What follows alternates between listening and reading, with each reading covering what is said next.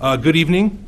It is December 14th, 2011. It is 5:42. It is the monthly meeting of the Urbana Human Relations Commission. Could we please have a roll call? Frances Rigberg Baker. Here. Carol Bradford.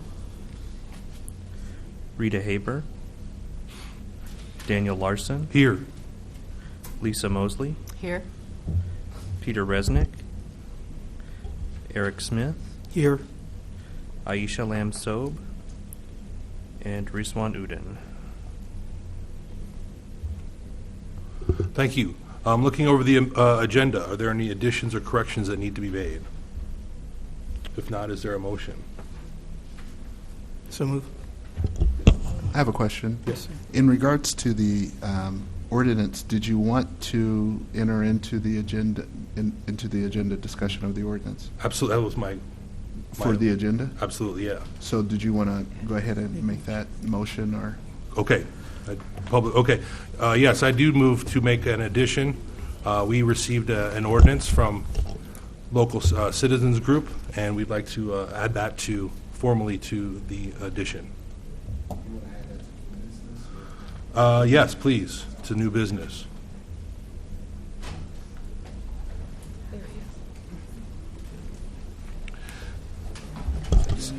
Yeah, I think we need a new addition. With that addendum, could we get a motion for approval? I move that we add Second? the... Second. All those in favor, please say aye. Aye. Opposed, the same. And finally, looking over our minutes from our November 9th, 2011 meeting, are there any additions or corrections that need to be made?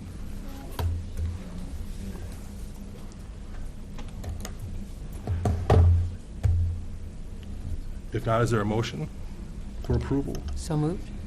Second. Thank you. All those in favor, please say aye. Aye. Aye. Opposed, the same. Great. About 10 days ago, Commissioner Resnick and I had the good fortune of meeting a new community organization, Citizens with Conviction, and they are leading the charge that is a companion to what I believe our mission is as the Urbana Human Relations Commission. And we invited them here to introduce this initiative and to give us a little bit more information and background, as well as just introduce themselves to the commission as a new organization. So we welcome those members now to enlighten us about the Ban the Box initiative. Aaron, would you like to start? Whoever would like to start, please welcome. And All right. Good evening, Commission. Hope everybody's dry. My name is Aaron Ammons. I live at 1108 North Busey in Urbana, and I am currently the president or chairperson of a newly formed organization called Citizens with Conviction. This organization has actually been floating around in my mind for many years, but we actually began the official process of becoming an organization, a concerned citizens group at this point. We're moving towards actually of becoming more official in a lot of different capacities. But we are a group of citizens that advocate for the rights of people with felony convictions. That is, in essence, what we do. That is our mission. Our vision is that we will address the primary issues facing people with felony convictions. We believe that CWCs, as we refer to ourselves, Citizens with Conviction, we believe that CWCs should have their rights fully restored and entitled to gainful employment, housing, voting rights, expungement of records, and access to higher education. We will also fight vehemently against the dehumanization of people with felony convictions. So that is, in a nutshell, what our mission is, what our vision is, and how we are going to proceed. Of course, it will be much more specific in certain areas as we move forward. We've talked about things such as clean slate summits, an idea that we would borrow from another organization that works with expungement processes. And Daniel and Peter and myself and a couple of other colleagues who met a couple weeks ago, we discussed those opportunities as well. And although, like I said before, that this CWC has been floating in my head for years, we actually began the process of officially becoming a group, an organization, after watching a film at the IMC Film Festival called Enough is Enough, Locked Up and Locked Out. And this documentary was put together by an organization in California called All of Us or None. So with some of the members of our organization researching this information, we got this documentary and touched base with them, and that's when we learned of this initiative that they have been working on and getting passed in various different cities and states called Ban the Box. Now, I won't spend a lot of time myself talking about Ban the Box, but some of the other individuals who will come up, that'll be more there. That's what they will be discussing. I just wanted to introduce you all to who we are as an organization. So since we have gone to work, since we've moved this plan into action, we've already been contacted by the Time Center saying, hey, can you guys come over here and speak with the members here, the residents here, about the issues of facing people with felony convictions. I spoke just recently at Urbana Adult Ed, speaking with some of the youth and some of the not just youth, but some of the other people who are older at Adult Ed about this whole idea of felony convictions, and that your life is not over when you get it, but it is a rough road for those of us who've had to overcome that. And in fact, one of the individuals was so inspired, he said that he had rededicated himself to his work and his path there to stay on the right path and to continue his education. And he's also a member of Citizens with Conviction, and he's here tonight. We already have a membership of somewhere around 100 members already. And we anticipate that by the end of next year, there could possibly be 1,000 people. Let's see. In our short time together, we have been very productive, and already we have met with State Senator Mike Frerichs, who is supportive of our endeavor. There are clergy who are on board with us, family members who are directly and indirectly affected by a loved one who has a felony conviction are extremely supportive of what we're doing. And we have researched and found out how other cities and states are progressively addressing the ever-growing population of CWCs, of Citizens with Conviction. Tonight, we will be presenting one of those very proactive steps to you in hopes that you will share our concerns, see the need, and commit to helping us move our community forward. So in closing for me, while researching the evolving concerns that are facing Citizens with Conviction, I shared with our members that there was a human rights ordinance in Urbana dealing with the treatment of citizens with prior arrest and criminal convictions. After reading that material, we sought a meeting with the members of this body, and several weeks ago, as Daniel alluded to, myself and two other colleagues had a meeting with Peter and Daniel, and we are very pleased with the support that we received from them, and it is with great optimism that we come here tonight to ask the Human Relations Commission to partner with us as we move forward with the campaign to ban the box in the city of Urbana. So that is, in a nutshell, that is who we are and what we plan to do in the future. And certainly if you have any questions, I'll entertain any questions now. If not, when we have some other members who will come up and share with you. Any questions? Not initially, Aaron, but thank you. All right, thank you. Thank you.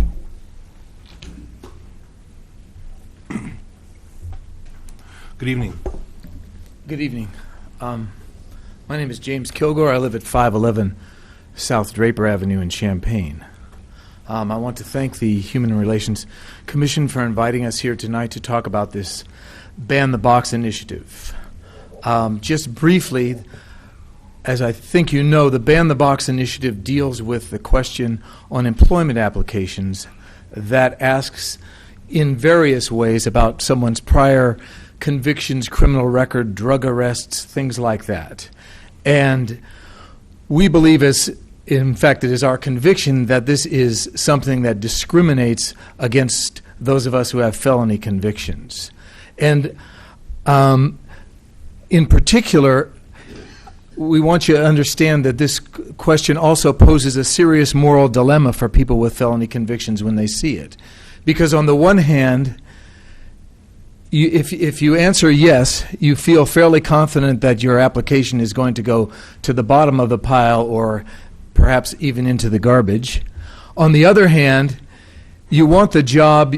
If you're serious about turning your life around, if you're serious about contributing to your own sustenance and supporting your family, you want to get a job. So there's a temptation there to lie, to say no, and hope that you don't get caught. But at the same time, there's a realization that telling lies is not the way forward if you're trying to part ways with past behaviors of criminality. So we think that it's a very important measure, and we are very much supportive of the ordinance that has already been passed dealing with this issue. But why that is the issue of discrimination against people on the basis of their prior arrest or conviction record.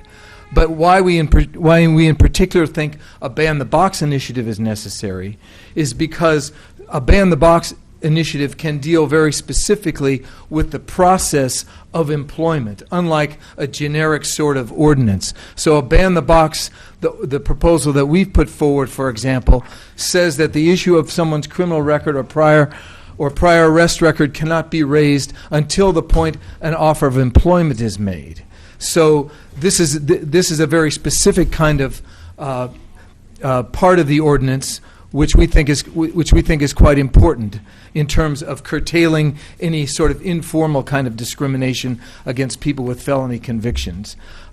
Secondly, we believe that having this ordinance should specify in some way some connection between the criminal behavior of the person and the job. So, for example, we obviously understand that probably someone who has a criminal record of arson convictions is not going to be employed by the fire department.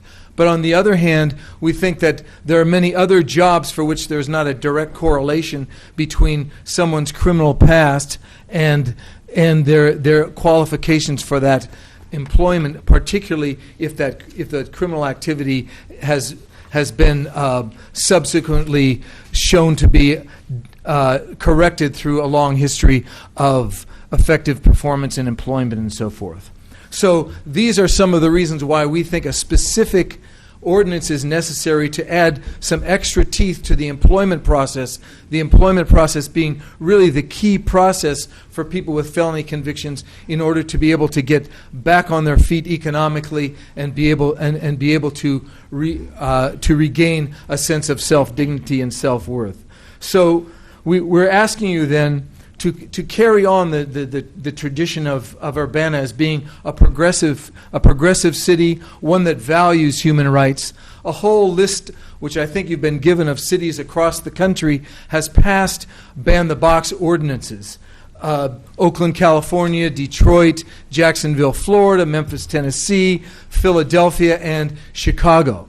But to our knowledge, there's only one city with a population of less than 100,000, and that's Norwich, Connecticut, that's passed a Ban the Box initiative. So we think Urbana can be a model in this regard to show the path for other cities where these issues are more difficult for people to raise and deal with. But we think it would be a wonderful thing if Urbana could carry on its progressive tradition of dealing with human rights, and in particular supporting equality and second chances, a spirit of forgiveness for those of us with felony convictions. Thank you very much. Thank I don't you. know if you have any questions or. Yeah, I think Peter? Well, I had a quick question about the sample ordinance material that you sent along to us, and I don't know if that's for you or Aaron, or should I wait for whoever's next? Okay, well, I'm willing to pitch it to you, and then you can either pass off yeah. or. All right, So go ahead. In the sample that you sent us, one of the things that it says is that it's to apply to the City of Urbana and all persons and businesses supplying goods and services to the City of Urbana. And I'm wondering, by that, do you mean only folks who are doing business with the city, or more broadly people who do business in the city, or were you being conservative about it as a first go-round? Understanding that this is a sample, of course. Okay, I appreciate the question, Peter. And we could get into the specifics of the ordinance.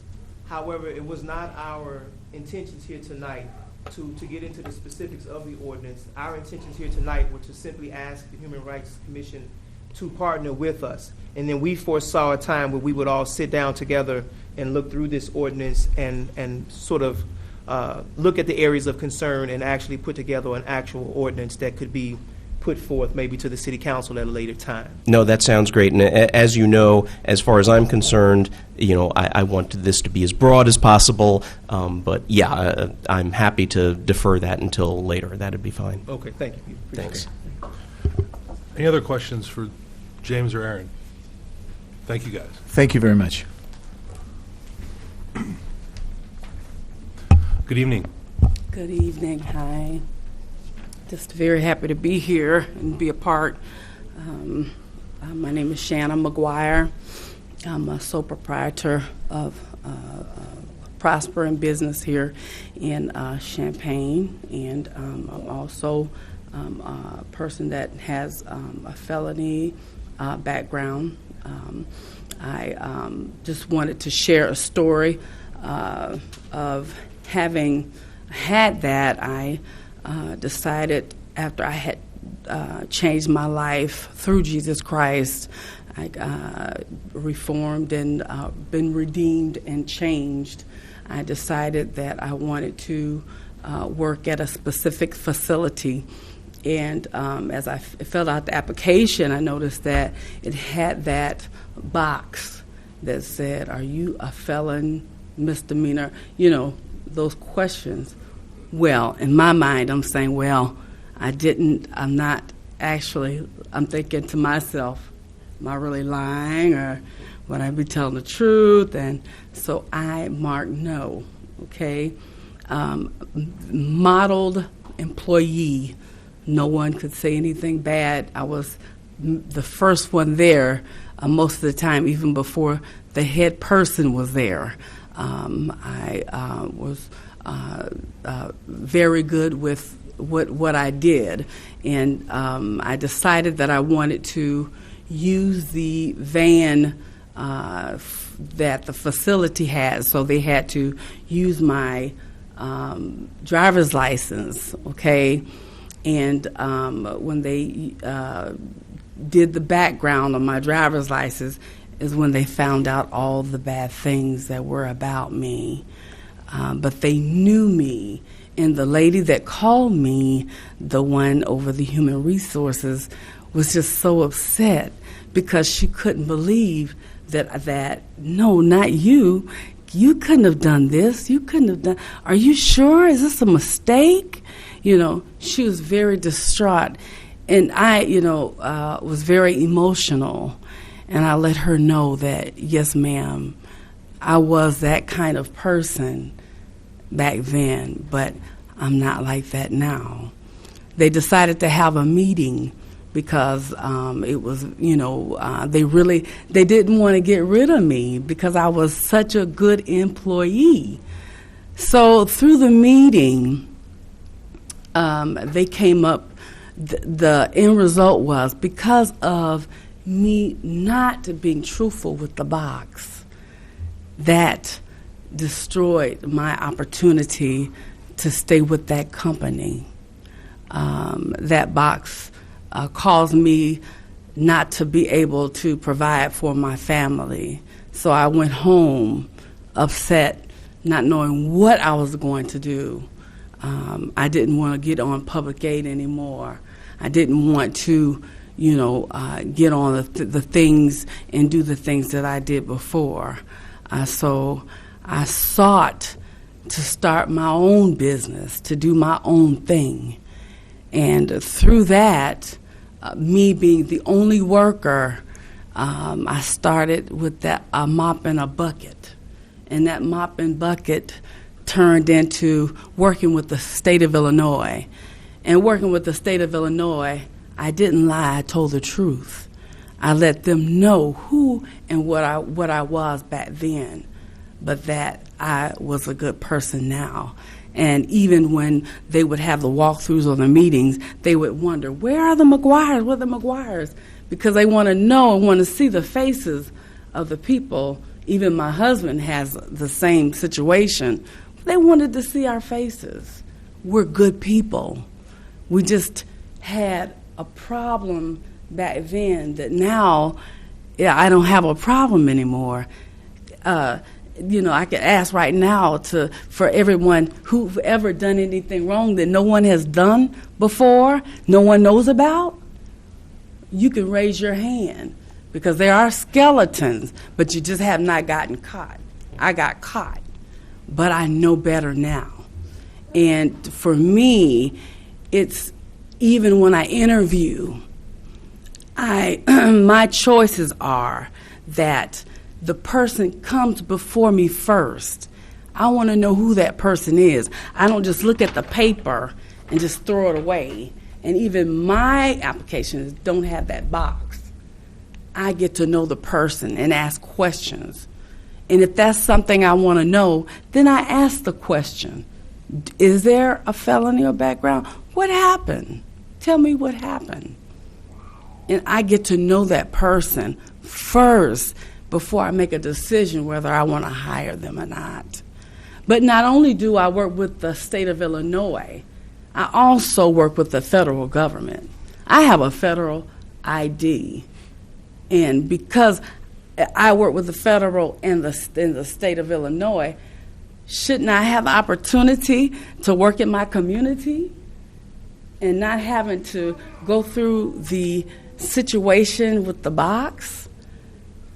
So, I just wanted to share my story because not only do I share it here, but I go around the community to encourage others that it is possible that you can get a job. It is possible that you don't have to be on public aid, and you don't have to do the things that are not pleasing, that you can do the right things and get the right results. But everybody deserves a second chance. Everybody deserves that chance. And so my business, I give them that chance. I give them that opportunity. And it helps me to be a better person. And then when they make mistakes in the business, I talk to them and I tell them what to do and how to do, and I mentor them. So I'm a mentor for those people. I go around to churches, I'm working with the Time Center to help them to learn how to fill applications and things like that. So, I'm just glad that the thing that was meant for bad in my life, that is turned around for the good. So just think about that, please. Okay? Think about that. It's very important because there's many of us that have the faces, but you don't know what they've been through. Okay? And that's all I have to say. Thank you so much for listening to me. Thank you. Okay? Thank you. Mm-hmm.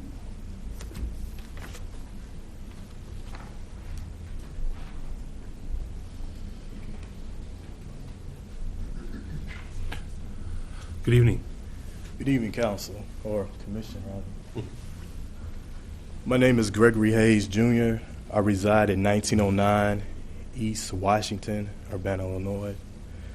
Assalamu alaikum. I am currently the Vice President for Citizens with Conviction. And initially I wanted to run some statistics, but and I still will, because some of the numbers are staggering. But a lot of numbers are staggering nationwide, statewide, but none of them really matter as the ones that hit right home in Champaign County, where in 2009, 1,517 individuals were convicted of felonies. Out of this number, 635 actually went to a correctional institution, which leaves a remainder of 882 individuals who had felony convictions who were still walking around on the streets. So a large percentage of the community really don't understand, like we live in a fairy tale where the police catch the bad guy goes to court, and the court sends him away. But in the statistic, we're seeing that a large percent of these individuals are let back out, which poses a problem on a number of levels, because now that they're faced with the fact that they're felons and is having a hard time to actually find gainful employment. Now, I won't lie and I won't pretend that some of these individuals aren't trying to find gainful employment, but CWC, we're the advocates for those who are actually trying. We're the voice, and we're lending an ear to them and trying to be a voice, and we're going to be a voice, Lord willing, for these individuals, because these individuals represent mothers and fathers, sons and brothers of individuals in the community. Some people you may know, some people you may not know, but these are the numbers that are important. And even more important are the numbers of each one of us. Like, each one of us represent one, where one individual can have an impact on the lives of so many, the lives of our community. Because 882 individuals are walking around, and some of them may be distraught because they have this X, so to speak, on their back. And some of them are presented in situations where they're filling out an application and they don't know whether or not to sign it. And if they sign it, am I going to get caught? As in the case of Ms. McGuire and so many other individuals. So this is something that really, it helps to understand the numbers, especially in our community, because these things will have greater impact. One of the staggering numbers that were found in the statistic is that individuals who have felonies, and if they don't find gainful employment, they're 3 times more likely to commit a crime. So all you have to do is simple math with the 882 individuals, and then it looks like more of a security threat. And one of the things is that we're living with fiscal responsibility, and there's a number of programs that get federal money, government money, for the formerly incarcerated people. And these funds go to training them to get jobs, teaching them how to write resumes, teaching them how to speak in interviews, all of these great and wonderful things.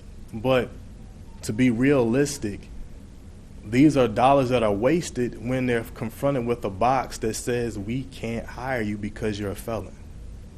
So looking at it from a fiscal standpoint, it looks like these are wasted resources if we can't get individuals jobs. And this is something that really needs to be considered within our own community as well as nationally as well, because it looks like it looks suspect, to say the least. And so these are things that we were the citizens of Urbana and beyond to give them the understanding and the empowerment to know what's actually really going on, to actually help them see and to understand that these are individuals who there are some individuals who are actually looking for employment. Part of the reason why the other individuals return to a life of crime or whatever that they're doing is because of this situation. Because them being a felon has actually had a greater impact where it affects them psychologically, where they may be depressed or they may be having other social disorders because of the impact that this has had on their life. Because realistically, there's only so many times a person can take rejection before they actually feel like a failure. But the biggest thing that we should understand as people who have all made some type of failure in our life is that the mistake allowed us to be greater than what we were, or the mistake that was made. So this is something that we have to understand and have to be compassionate. I mean, we hear all the time that there's redemption, but when it's time to put redemption to the test, then where's the redemption at? So we're like as the President Aaron Emmons has said specifically, we're an advocacy group for the person, advocacy group for the formerly incarcerated person. And we're trying to give a voice, we're giving a voice to people who have not been heard for some time now. And if they have been heard, it's been on deaf ears, which means they haven't been heard at all. So thank you, Commission. We look forward to working with you. Thank you. Good evening. Evening. My name is Leon McGee. I reside at 2508 Prairie Green Drive in Urbana. I would like to first say that the box, it really is just a way just to single people out, most definitely. I also feel that the box is a waste of space on the application.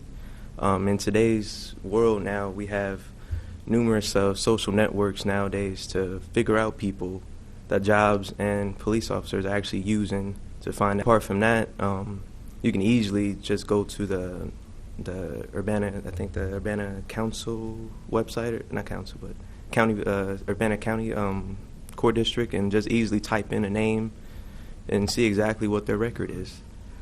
I really don't see a reason for a box to be there. It's just the box, I feel, is in the way. It allows the employer, the employer to say, oh, you have a felony, we'll just toss you out. It doesn't give the person an opportunity to, represent themselves, to say that I'm a good worker, to say that I'm on time, to say that I have the ability to do the task that you are hiring for. The employer that can't even get to that point because they automatically see felony checked off and it's just done. I have been through that for the past 6 years now, with my conviction when I was 18. And it has been extremely rough trying to find a job. And like most people, they don't want to lie on their application. But unfortunately, in order to make that money, you might have to lie. And then you start, it feels like you're manipulating the system too. I don't like being felt as a manipulator, but it kind of is that way. And as a person that's trying to find a job, I know that I can't go to Walmart, I can't go to Myers, I can't go to the mall, because they will, more than likely do background checks, find you out, and not hire you. Then it's like, dang, but I can go to fast foods, because fast foods don't do background checks. The only time they do a background check is if you're becoming a manager. And that's, and that's the lowest grade job, unfortunately. It's really, it really sucks, because if I do want to establish a better employment, I cannot. I have to be stuck with these lower grade jobs. And I think it just kind of got lost here. Ultimately, it just allows a person not to go from here and go up here. I do believe that a punishment is needed. You know what I'm saying? You did the crime. It wasn't right, and I served my time for it. I got 2-year probation for what I did. I had community service to do, and I completed all that, and I also had restitution to pay. Unfortunately, I've not been able to pay the restitution, just mainly because I can't get a job decent enough to try to pay that money back and also pay for bills. I'm stuck at only fast food because they're the only people that will hire. Now, of course, if they knew my situation, they wouldn't hire me. But the fact that they don't do background checks, well, they want to know. So, hey, I can get away with that lie to them. That feels bad. But yeah. Overall, I think that people with felonies are discriminated, just like any other thing that's discriminated-wise. And it would be really nice to do the time that you were given, but be able to come back in society and try to reestablish again, show that I've actually changed, show that I understand my wrong, and that if I given a second chance, I can show a difference.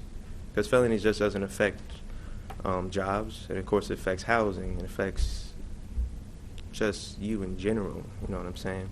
I went to Arizona, and of course it's a different state, but even out there, majority of their apartment complexes, they won't even let you move in just by the fact that you have a felony. It doesn't matter what class or what it was. It's really harsh. You can't find a place to stay now. You know what I mean? I'm not sure how harsh it is out here in this city, but it just hurts like that. So, thank you. Thank you, Lou.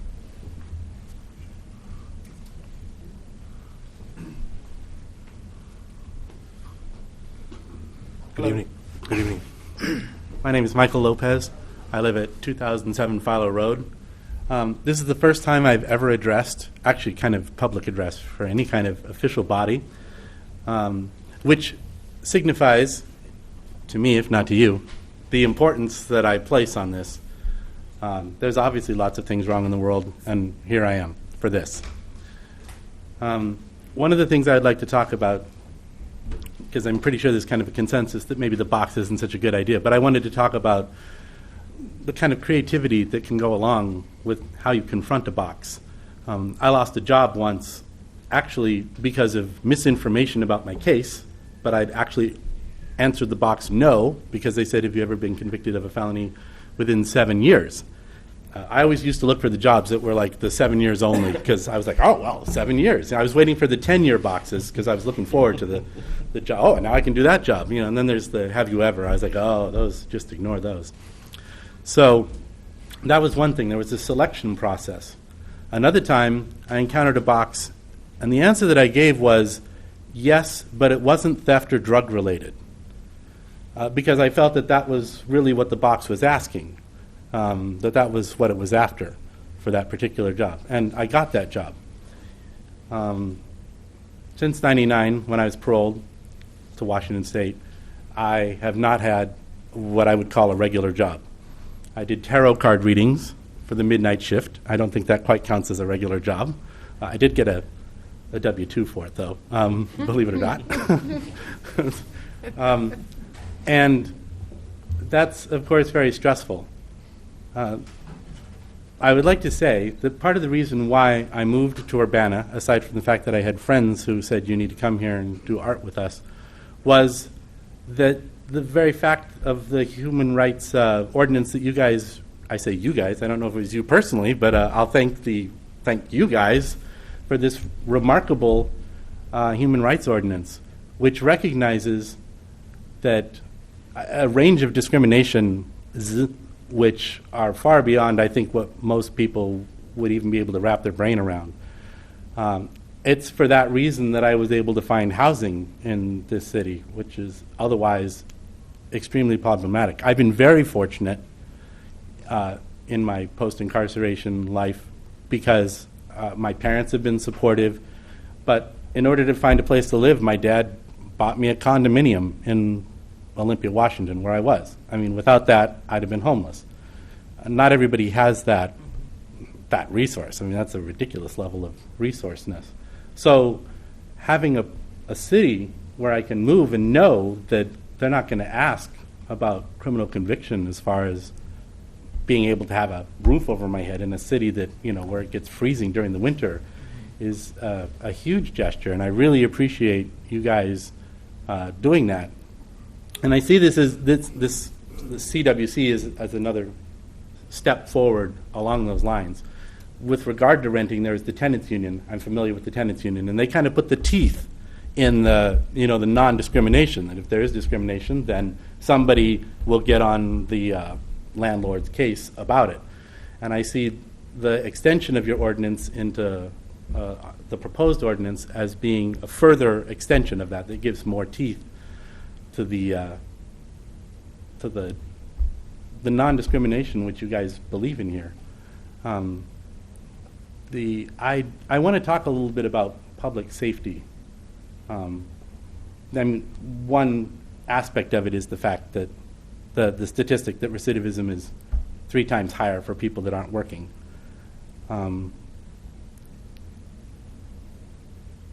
If you will, what is the point of discrimination, right? There's a large philosophical question. All right, I have try to be brief. It's who benefits from discrimination is kind of the question. This is discrimination. No, I'm not going to say that. There are systematic reasons for why discrimination occurs. There are people that benefit economically from discrimination, and that's what keeps it in place. And by discrimination, I mean all forms of discrimination. There are people who make a lot of money in the judicial department and lawyers who make a lot of money. And the question is, as people who live in cities, as public members, is it in our interests to support that? Is it more advantageous to reincarcerate somebody or to leverage their economic and labor ability as gainfully employed people who aren't creating fear by redoing crimes that they may have already done? Certainly the lawyers would say, well, no, we want more of that. But I don't know if we're all lawyers here. I'm not. So as citizens, I think that it's in our benefit to make sure that people can get jobs. And the box is far and away maybe the most relevant detail from parole, getting out of prison, that I think that there is. As Gregory said, as Talib said, learning how to do resumes, learning how to interview, that's great, absolutely. But if every time you go to a job interview you don't get it and you know it's because of that box, then what? And so demoralization starts to set in. What's the point? Again, I've been very fortunate. I've been able to find income through, not by working. I have my condo. I rent my condo. It's ironically enough, it's like that thing is still making me money. But without that, where would I be? So, as I just see this as a public safety issue, that if people are working, they're happier, their family members are happier, and so it just seems like a win-win for everybody except for maybe the judges and the lawyers and the correctional officers. And I'm pretty sure that they'll be able to find that there will be no shortage of money for them in general anyway. So it's not in our interest to keep putting money in their pocket. So that's what I wanted to say. Thanks. Thank you.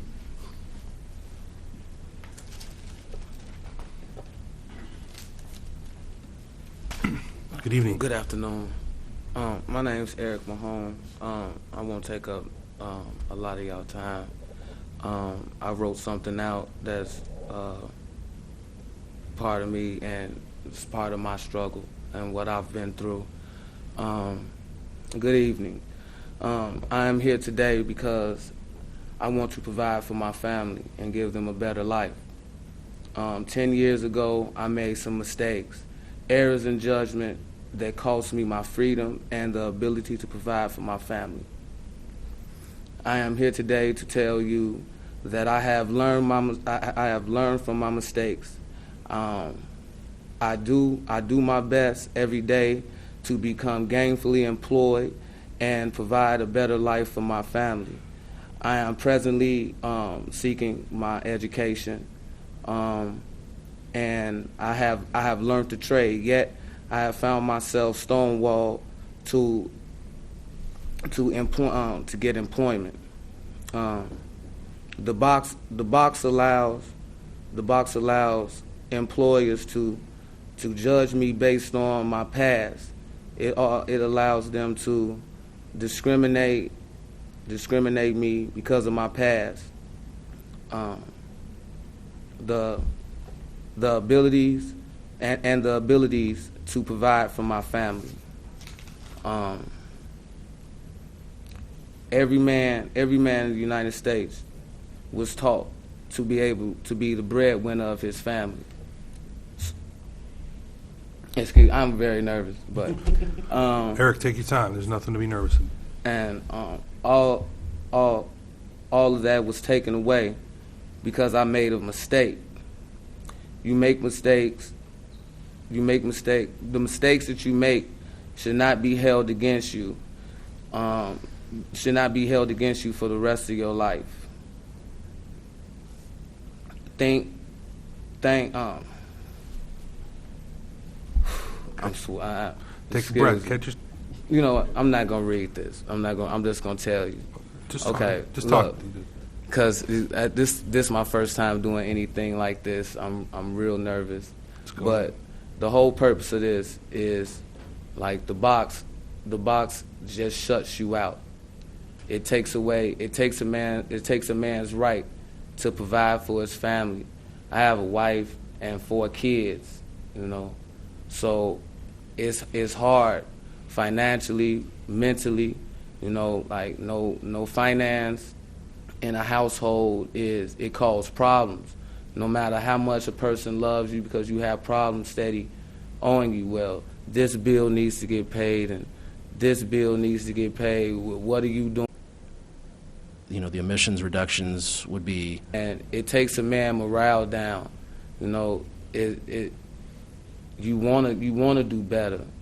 You know, like I honestly do, but I keep getting the door shut in my face. I'm a third-year apprentice in electrical.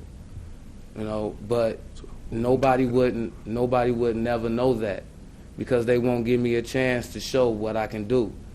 I could take everything out of this room right now and put it back, and everything will work without a fire, you know, but nobody wouldn't hire me on a site just because of a felony that happened 10 years ago.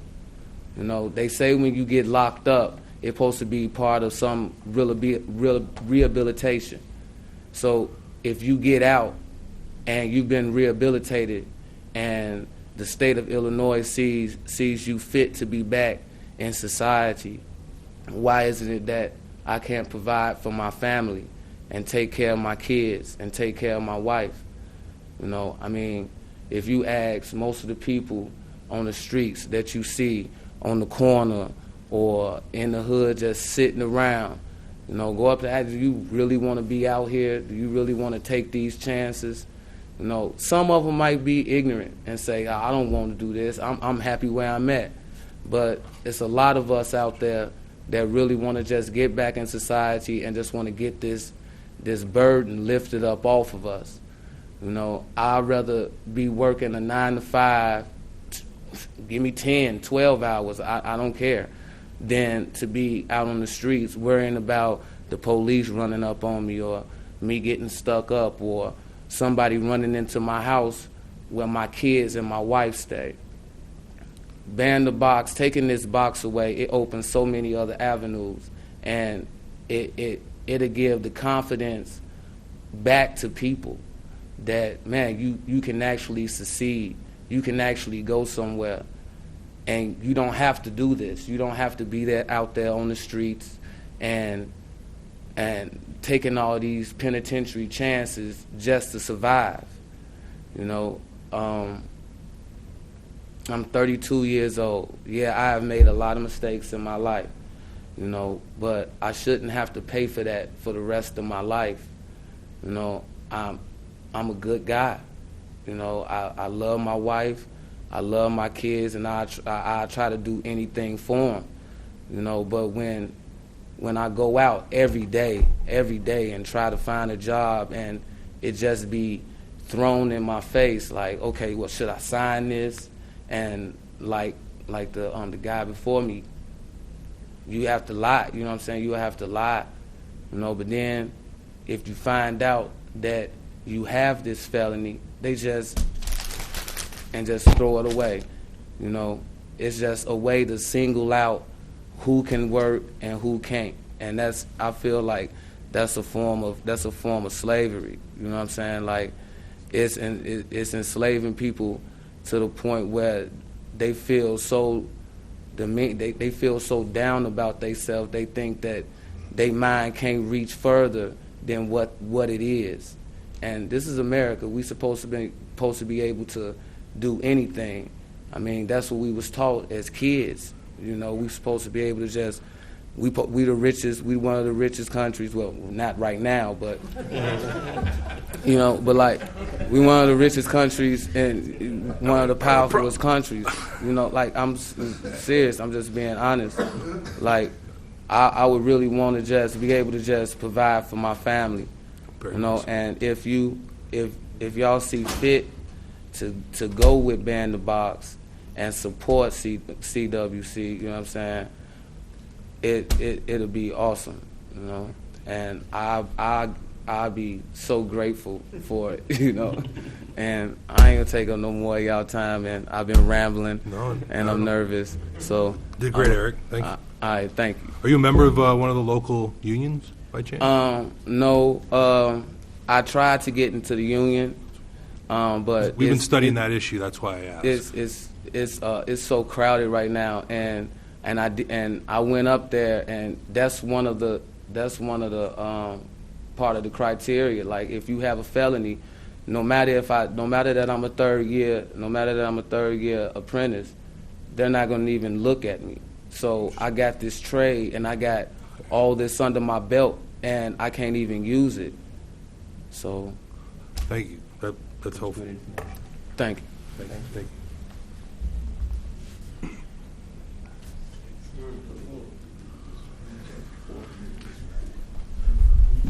Martin Miller, General Delivery. Good evening. That's kind of hard to follow up behind them. But I don't know if y'all know me. I'm Martin Miller. I'm like a community activist, community ambassador. I spend a lot of time in the courthouse watching trials, watching people go through court procedures, try to guide people through the legal systems and school systems and stuff like that. So I come in contact with a lot of young people. And I see a lot of young people. I just heard Leon talk. He got a felony young. And a lot of young people's getting felonies. When they get these felonies, they branded for life. And the ban this box from these job applications. They can come in there young, and they can get an opportunity. Leon got plenty of training. He's got mechanic training and other trainings. He didn't get to mention that because he's just up here sharing his feelings. But he got training. But he don't get an opportunity to even get to try out for a job because they threw his application away because the box. And I'm thinking with this ordinance, y'all be able to have the employees in Urbana not to have this box. He'd be able to get to talk about the training that he have taken at the age of 18, some of the jobs he had performed, and his experience. And I didn't went around and talk to jobs, because we did like a little survey, and some jobs say they like to hear about the experience. But with the box, they don't get to hear about the experience. They just see the box. And I'm not going to say too much more. I think if CWC and this commission get together and the council get together and we come up with a right kind of ordinance for this town, I think it'll work for the employees, work good for the city, and be something good for Urbana to do and for other cities to follow. That's all I'm going to say. Thank you. Thank you.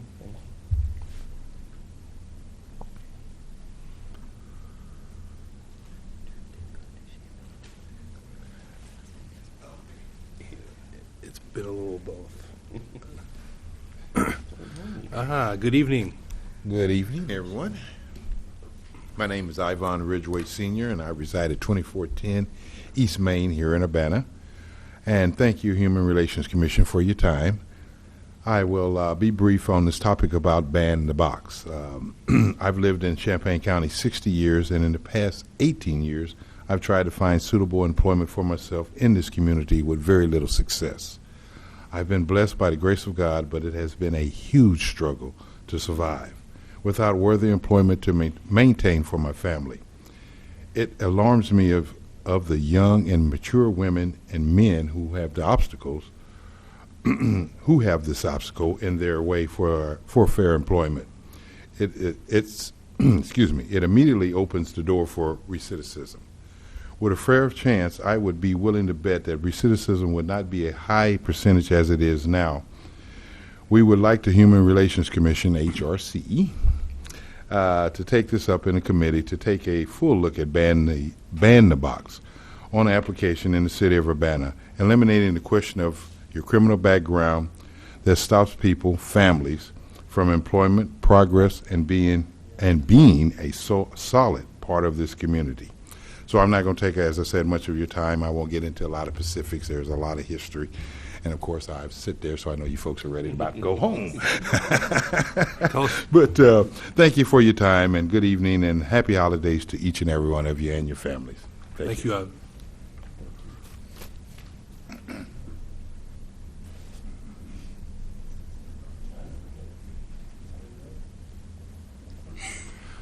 Good evening. Good evening. I'm Carol Ammons. My husband just said secretly, like I didn't hear him, that she can't sit still. And I can't. That's true. This is an issue that has multiple dimensions. One of them is, of course, I'm married to Aaron, and I was there every step of the way as he tried to overcome a very old felony that he had when he was a young man. And as an older, married, responsible father, we had to work through some real barriers, regardless to how much he himself had changed his life. At one point in our experience, I remember him becoming discouraged. And again, we're talking about people who have, we read together, we study together, we work together, we serve the community together, and he had become discouraged. And I remember telling him that regardless of what the situation was, even if we had to live with my mother, eat rice every day, I would stand by him as long as he did right. And he chose that path. And so, of course, the results are what we see. But the interesting thing about this issue of felony is not necessarily just a person-to-person issue. It's a societal issue that has large financial implications, have large family and destructive implications as well, meaning the folks whose fathers and mothers can't get employment. Could you imagine what the dynamics in the house can be around that? I just wanted to leave you guys with this. Mr. James Kilgore that you heard from earlier had introduced a reading group around the book, The New Jim Crow, and that is by Michelle Alexander. I hadn't read it until he invited us to the reading circle. But one of the things that was really important to me is that she states in the book that to be sure, and I'm just going to paraphrase what she says, in the current era, it is no longer permissible to discriminate, exclude, and condemn people explicitly on the basis of race. Still, it is perfectly legal and common and customary to discriminate against people with criminal records in nearly all the same ways that it was once considered inappropriate to discriminate against black people based on race alone. Any candid observer of American racial history must acknowledge, Alexander notes, that racism is highly adaptable. Racial caste has died and then reemerged in a new form throughout history. In the current official and deceptively colorblind era, whose illusions are posted everywhere in this Obama election periods, much of the core substance of the old discrimination in the place of job market, housing, financing, public welfare, voting rights, and I experience this quite a bit trying to serve people in the community that have felony convictions that just can't even get housing. So if we can imagine, the box is a huge issue, not just in employment areas, but in the areas of housing. I'll just leave this commission with, Urbana is a place, a safe haven for immigrants in this community. It really needs to be a safe place for all people in the community, to include people who have felony convictions, just as we include other protected classes. And in this case, the disparity is apparent, where people are saying, and this room could be full, you know that, right? We could be here all night with this subject. So it's important for us to look at this, a very strong look at how we can make either the ordinance right or pass a new ordinance to include the ban the box legislation. Thank you so much. Thank you.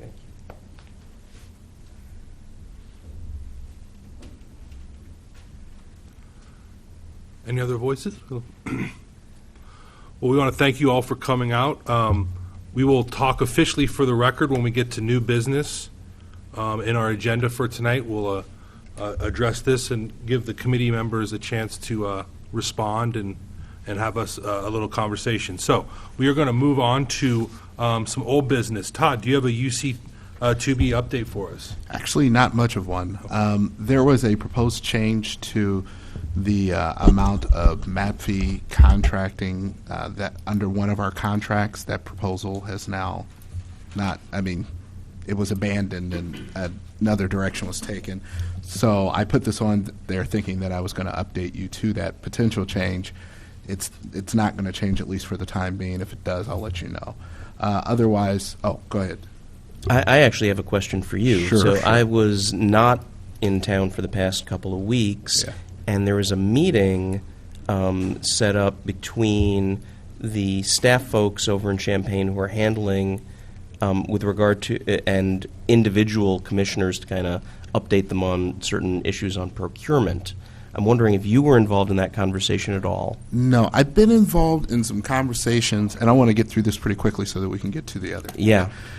So there were I've been in some conversations involving fiber to the home Right. A couple of those, and I've been sort of part of an email conversation about Okay, the I just wanted to make sure you were in- Urbana side, but in the no, loop. I wasn't really privy to those. Okay.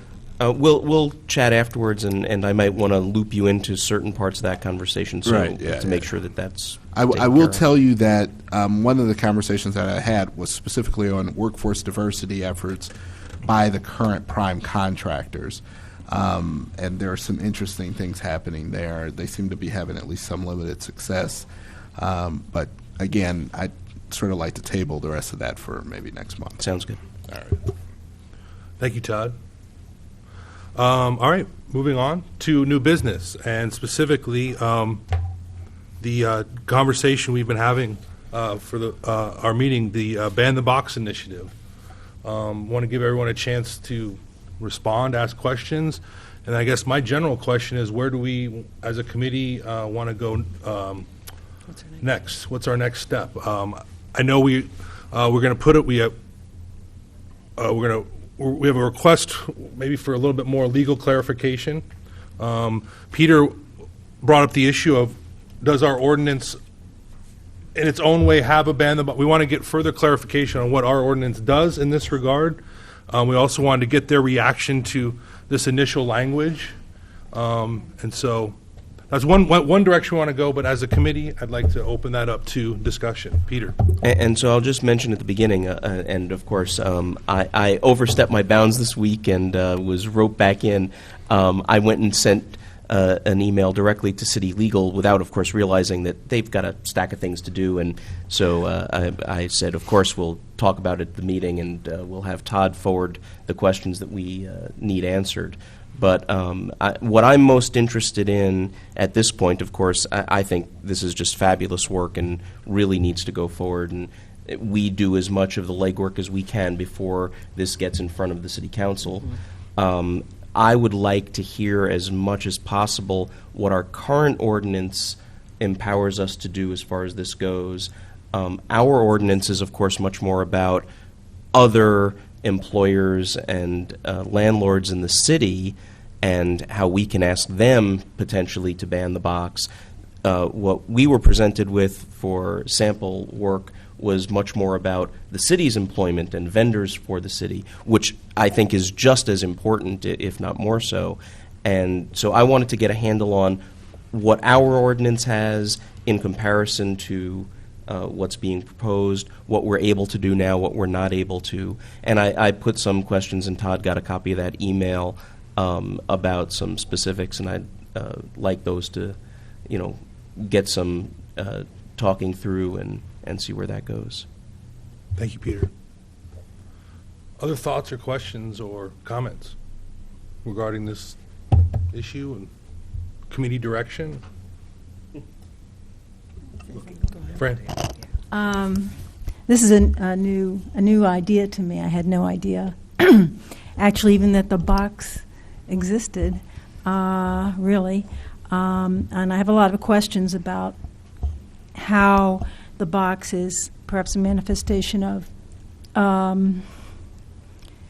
a explicit written policy in these companies, which is very interesting. The idea of protected classes has always seemed to be one reason I admire the Urbana ordinance so much, is it kind of gets past that idea to that anything that's irrelevant should not be made relevant if it takes away someone's rights. And so I think that any way that we can expand that envelope is a good idea. And I think that I really only in recent years became aware of the problem that people who've been convicted of felonies face in the society. So they need some consciousness raising, and I think it's a very appropriate extension of our ordinance. If that does need to be extended, and I think it does, I don't think there's much question of that, because we can't, they can't have a box there that says, are you pregnant or are you black, but they can have a box that's just as evil. So I think this is something, I'm kind of excited about it. I think it's a good thing for us to be part of. Fran, thank you. Lisa? I would like to thank everybody who spoke and sharing your personal stories. I think more people need to see a human face to this and not just a statistics. Statistics are easy to turn the page on or not to realize. I do work with children, and I see the direct result that stress in a family, you know, a father trying to provide, not having those resources on a day-to-day basis. I see the toll that it takes. And I see, you know, families trying all the time. So I am definitely for working on this, moving forward. I'm already wanting to figure out the next steps so we can just get going, because this is a long time coming. So, Thank you, Lisa. Eric? Eric? A rather unique perspective on this, because my background is in HR, labor relations, and EEO. I think I've had meetings with Aaron before in that role. And so I think this is a unique idea. I'm usually pretty conservative about how I approach things like this. And I'm also sort of a data person. One of my questions is, what data is there that you guys have collected, and what impact that has had on specific groups? You know, the EEO hat that I wear, is there any disparate impact? My assumption is that the answer is yes. So, you know, I think that type of data, though, helps to strengthen your argument. And I imagine that as we get further into this, that's the type of data that we would have a discussion about. As someone who's had to dismiss someone for checking no on an application, it's not fun. And so, but I understand the catch-22 that's associated with that. So, you know, as an individual, I think, you know, this is an excellent idea. As the representative of an employer, I understand where their argument comes from also. The question is, where do you find the happy medium? And through the course of implementing an ordinance, I think you have to be careful enough to say that we're trying to prevent discrimination, but at the same time, I don't think you can necessarily say that someone with conviction is automatic. You know, that's not something they look at. And I like the language that is being proposed where it's related to the job. Of course, there's going to be further discussions about who makes that determination and things like that as well. So the only other question I have is whether or not this same effort is being made with the Champaign County, the Champaign Human Relations Commission. At this point, no. Okay. You have to start somewhere. I'm just curious. That's all. And that's okay. That's okay. Todd? Yeah, I just had a couple of preliminary comments. I haven't really had a chance to study this issue. We've been sort of swamped with some other things. As I've been thinking about it over the last couple of days, one of the things I went through is I went back through some of my files to get an idea of where our enforcement is right now with what we've done. And I was kind of surprised to learn that I've been here almost 5 years now. So in that time, you know, we've had several what I would call substantial contacts, but we've had actual several situations, relatively speaking, where we've actually had an opportunity to intervene in these types of situations. So in the 5 years, we're basically looking at 6 situations, which doesn't sound like a lot, but if you think about it relative to the other cases we have, where 95% of our cases are employment dealing with either race or sexual harassment, it's a lot. So one of the things that I saw as I was going back and looking at the cases is that these cases tend not to have a lot of factual disputes, right? So whereas most of our employment cases, you got to go through the person's entire employment history, sort of determine what happened, whether or not they committed the offense, whether or not there are other people who committed the offense who got less of a judgment or whatever. These are kind of simple when it comes to factual, so they end up getting wrapped up pretty quickly for the most part. And when I look back at the cases that we had, I can tell you that of the 6 or 7 cases that I was able to locate, in 4 of those we've been able to get monetary monetary settlements. And also in 2 of those, the individuals actually offered a position after the intervention. And what I mean by intervention is, I think there were a couple of these that were actually filed, but most of the time it's prior to or even at the time of filing, me making a phone call to the employer and saying, okay, you need to understand that you're employing people in the city of Urbana. You know, have you gotten the materials that we send out, because we send out the little postings. Notice that it says criminal background. You basically told this person that you're not hiring them based upon your criminal background. While that's not always unlawful, it is unlawful if the criminal background or conviction does not have a nexus to the actual job that will be done. And then you go through and you explain the procedure and everything, and we've been fairly successful. What I think is lacking, and I'm actually going to wrap these comments up pretty quickly, what I think is lacking is sort of the knowledge of the fact that people can actually come and do this, right? So there are a couple of different ways that you can approach that problem. You can say, okay, we need to put out more PSAs on UPTV saying if you have a criminal conviction, and we need to do more education, go out to more groups or whatever. That could work. But think about this sort of from a logic problem perspective, or as a logic problem. If we implemented the sort of the procedure that's outlined in the ordinance here, which is very similar to the procedure for third-party checks under the Fair Credit Reporting Act. So under the National Federal Fair Credit Reporting Act, if you want to, say, employ or contract with a contractor to do criminal background checks, that contractor has to actually treat it as if they're doing a credit check. And we all know that with credit checks, if for some reason you're denied whatever you're applying for credit for, you actually receive a letter. They have to tell you who it was that gave the information, what the information, and they have to provide a reasonable opportunity for you to remediate. So it's sort of a due process type of requirement. But that's only when you actually have a third party, when the employer themselves would actually do the background check. None of those safeguards apply, right? So part of what this would be doing, if you applied it to employers, would be to say that from jump, you actually would have to apply those safeguards if you chose to do that. But more importantly, I think this is really interesting because, like I said, we have to tell people, we have to get it out to everyone who could be potentially looking for a job. Hey, you're protected in this category, right? If you do this, you actually put the onus on the employer to say, okay, you got the person who you can't ask at the beginning, and you've got a group of candidates, right? You choose the best candidate out of those. You have no idea what their criminal background is. At the point at which you want to make the offer, then you find out what the criminal background is, right?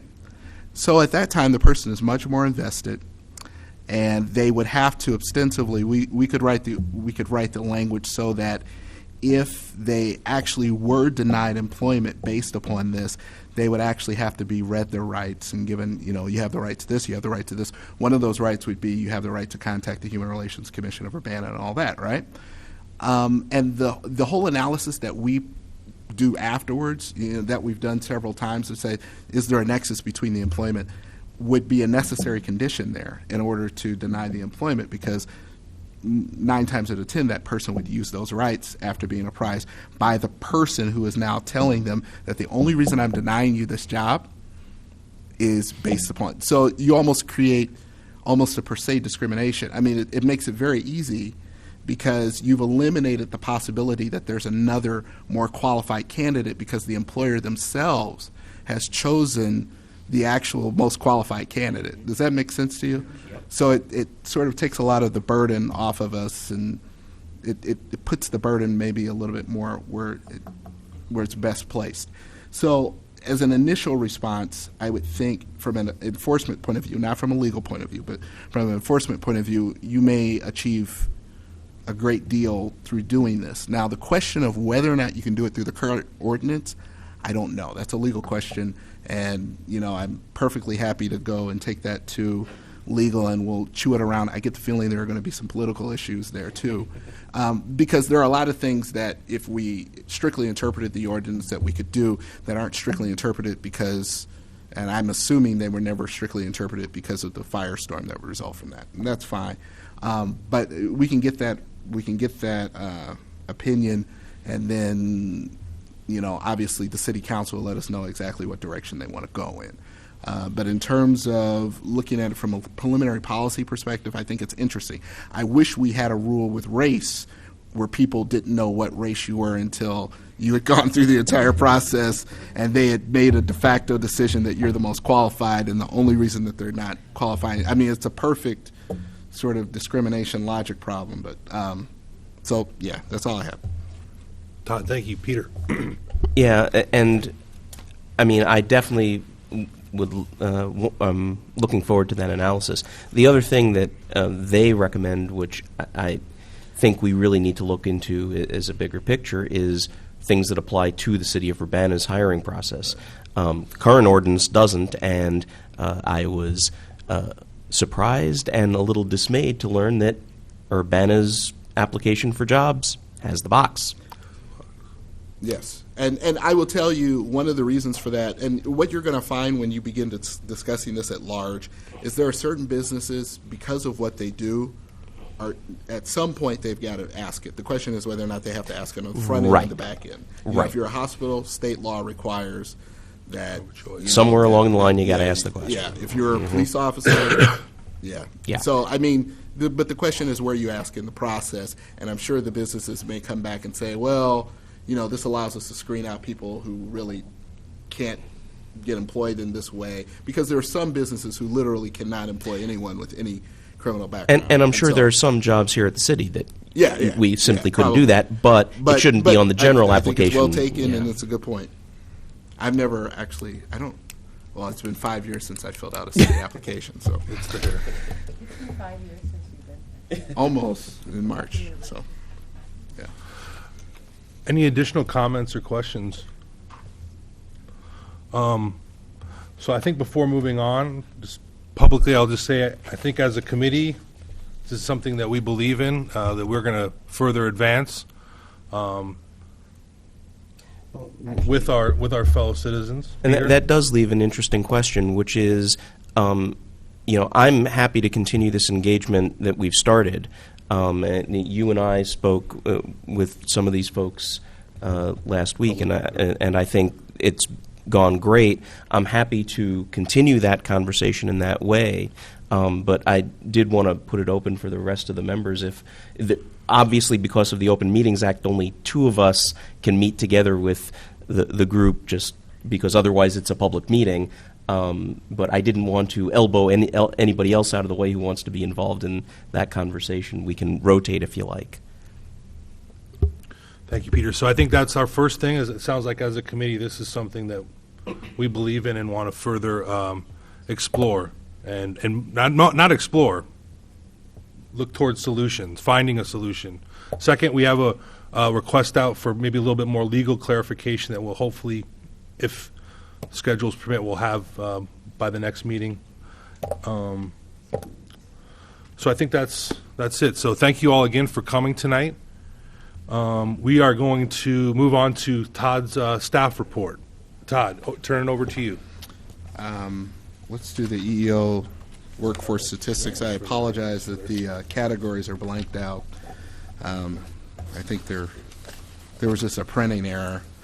I can tell you the company has 7.5 overall minorities. The reason they got a recommendation for 1 year is because they're relatively small, but a 6 month is just as well. I think it's sort of 6 of one, half dozen of the other. So.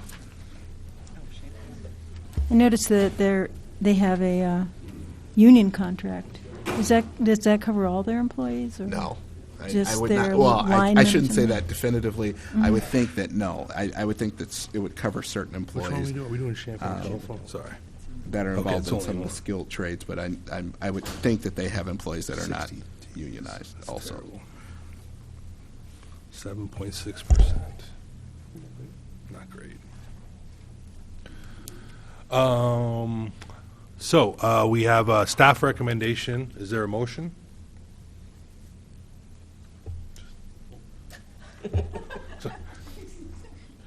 look back and Just trying to get to the discussion, sorry. 1 year is fine. I move that we approve that. Move for 1 year? Mhm. Is there a second? Second. Discussion. Peter, any concerns? No, I think Todd's got it right. I mean, 6 month, 1 year for this small a company, I think, 1 year they're going to get the letter. We're going to have a discussion with how to improve numbers if they can. And for this small a company, it's unlikely that they're going to do a whole lot of hiring in the next 6 months. So giving them a year to work on this, I think, is fine. Any others? All those in favor, please say aye. Aye. Oppose the same?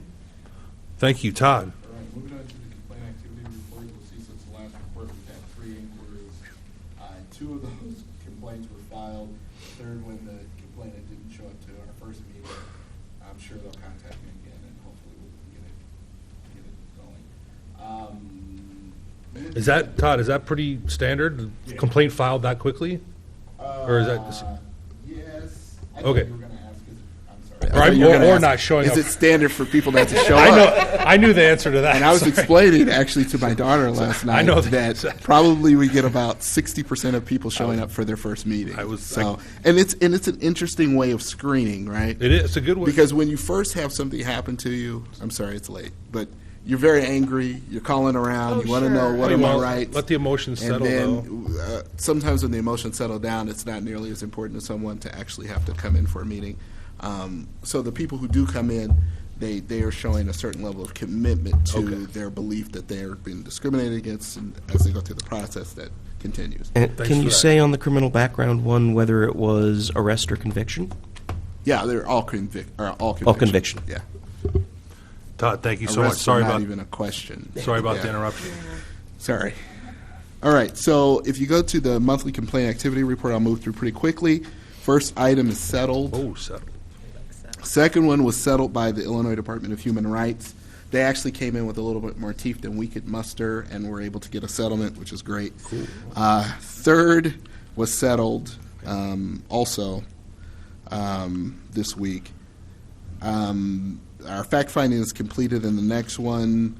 We don't always do a second request for information. If you remember, the second request for information is generally what would be considered in the civil world as interrogatories. They're specific questions about the facts and the evidence that have been presented. So given what you presented to us, A, B, and C, then can you please provide D or something, give us an explanation, whatever. So it was really much more targeted towards the underlying questions in the charges, as opposed to just a document dump, which is the first thing that we do. So I'm drafting that right now. In the next one, we're in settlement negotiations. It's a race case. I expect that one to be settled. Actually, the rare situation came where that individual, the complainant filed, I was contacted by the employer and said, you know what, we screwed up. Wow. We're willing to, the only question is back wages at this point. And so that's never happened in 5 years I've been here. So. All right, so next. We haven't received the response yet, so I'm working with the owners because I think there's some communication issues between management and owners, so I'm working with them to get a response prior to doing any type of default. And then the next one is a race and retaliation case that was just filed this week. And the last one, apropos, came in today as a criminal background issue. Like I said, generally criminal background issues do not have a lot of dispute of fact. I don't expect a lot of dispute in regards to facts. So you all could be seeing this one fairly soon as either an appeal to a no probable cause or as a public hearing subsequent to probable cause. So that was very appropriate that we were discussing it today. Like I said, we've been surprisingly successful in trying to remediate some of those situations in employment, but could always use more help. Questions? The Martin Luther King celebration, countywide celebration, the awardees have been chosen. The committee will issue a joint press release next week. We are thrilled with the people who have been chosen. Just had a wonderful group of nominees this year, a very large group of nominees, so it's sort of turning around. The other thing I wanted to mention, it's on the 13th from, I think, 4 to 6. Friday the 13th? Yes. No, just so it's a great ceremony. I know that we're going to be looking for people to help and ushers Usher. and things, so please sort of mark off your schedules and calendars. You could be very helpful in the logistics for that Where's night. the location again? It's the Hilton Gardens, Neil and Kirby. Yeah. It's the old Chancellor, Yeah. or right around where Sad the old it's Chancellor not in was. Urbana. It was nice at the Holiday Inn. It was nice at the Holiday. Yes, it was. Lisa and I were talking. I can't stress enough for the community. It's one of the better community events I go to each year. I always leave feeling better about the world. So and myself. So Todd, it's a good time. You did skip the budget report. Was there any change or? No change. Okay. Good. One final thing. Should we, as a committee, pull together a document of some questions we'd like to forward to legal, or do we have? Do we think we have enough? I did a relatively simple one. Yeah, I think we have the. I think we have the essential. Okay. In terms of that question, and I think that's the really relevant question to our ordinance as it stands. Now, I want to remind everyone that you, in terms of ordinances, you serve an advisory capacity to the council, right? Right. So you guys, and I'd be happy to work with you on it if you so choose, can work up language that seems workable to you, and I would strongly encourage you to get with the mayor and do all of those things as sort of an advisory as opposed to any type of direction or anything like that. Do we want? Is it too early to ask the city to look through this tentative language, or is that a waste of their? I mean, is that even purposeful? No, I'm sure my office will be reviewing it. I've actually had a chance to review it a couple of times now, and I've got some sort of notes and thoughts. Okay. I think it's a little limited in scope for what we do. There are just some things I have, but we can talk about it, and you can let me know where you want to go with it, so that when we do ultimately want to present the idea to the mayor, it's in a way that's formulated, it's digestible. Yes. Yes. That type of thing. Todd, thank you as always. Thank you. Fran, did you? I have a question that if you could fill us in a little on the background of what happened tonight as far as the relationship of these folks and the committee, because I feel a little left out. Sure. Actually, what originally happened was Aaron contacted me by email and then got a hold of Dan and said, we want to start talking about this. So Dan and I actually just met up with 3 of the folks you heard from tonight, and they presented us with where they were going. We didn't have a copy of their proposed ordinance or anything. We chatted about the issues for probably half an hour and said, come on down to the meeting and present this stuff. We'd all love to hear it. So it was very informal at that. We met with Aaron, James, and Gregory. Just who all spoke this evening. It's hard for me to always get the names of the people, and though I listen to what they have to say. Is there some way we can get, or I don't know if it would be in the minutes or not, some kind of a list of who was here and who spoke? You've got that? Yeah, okay. Thank you, Tony. Yeah. That's all right. Honestly, Tony normally finishes the minutes within a couple of days of us actually. Tony does great. Mm-hmm. I'll request. But if you need a draft of the minutes, I'm sure. So I'll request the names from Aaron as well. Just the 3 people who we met with were Aaron, who was the president. Mm-hmm. James spoke right after Aaron. Right, James Kilgore, who was sitting in the corner, and then Gregory, who was the vice president. Yeah. Okay. Great. Okay. It isn't urgent. It's not time pressure. I just want to have the information at some point. So we hope to see. You prioritize how you feel like it, Tony. Absolutely. So just for repetition's sake, January 13th, 4 p.m., the county and the community is getting together to celebrate some wonderful citizens and a wonderful citizen of our great world. So come on out to do that. Thank you all for being here tonight. Have a great holiday. We'll see you in January. Happy New Happy Year. holidays. Thank you. Thanks, Todd.